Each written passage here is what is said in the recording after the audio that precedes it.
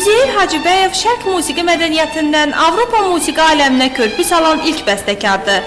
Onun muğam və xalq melodiyaları üzərində bəstələdiyi Leyli və Məcnun əsəri ilk milli opera kimi tarixə yazılıb.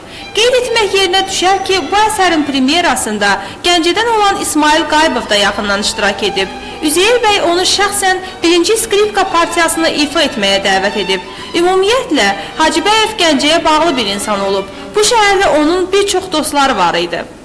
Sarabski qeyd edir ki, öz xatirələrin birində deyir, Məcnunu tapdıq, Leylinin atasını, Məcnunun atasını tapdıq, Nofəli tapdıq, Leylini tapa bilmədik.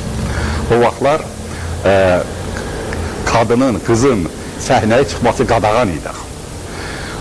Biz Əbdürrəhman Fərəcov adlı 12-13 yaşlı bir oğlanın sorağına düşdük, Gəncəyə gəldik. Atasından, anasından Üzeyir Hacıbəyev xahiş edir, bunu götürüb Bakıya aparırlar, 12-13 yaşında oğlanı. Bir ayın içində Əbdürrəhim Fərəcov profesional bir müğənni kimi, Leyli rolunun ifadəsi kimi Üzeyir Hacıbəyevin ümidlərini doğruldur. Artıq neçə illərdir ki, ənənəvi olaraq şəhərimizin musiqi məktəblərində həmin gün qeyd olunur. Dünən Gəncə Musiqi Texnikumunda da eyni münasibətlə tədbir keçirilib. Burada geniş konsert təşkil olunub. Konsertdə dahi sənətkarın əsərləri səsləndirilib.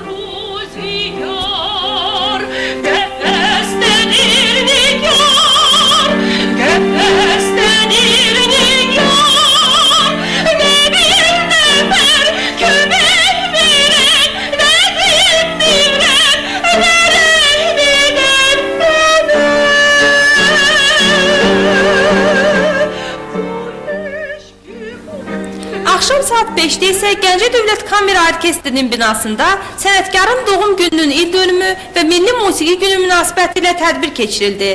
Əvvəlcə Üzeyir Hacıbəyevin həyat və yaradıcılığından söhbət açıldı. Sonra Kamera Orkestrinin konserti oldu.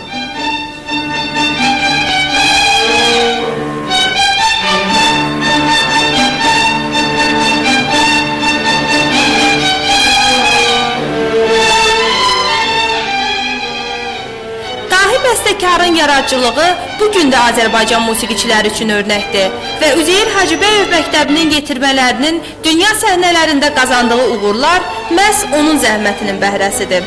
Xalidə Babayeva, Rövşən Əmraslanoğlu, Milyoni Seyidzadə, Xəbər Plus.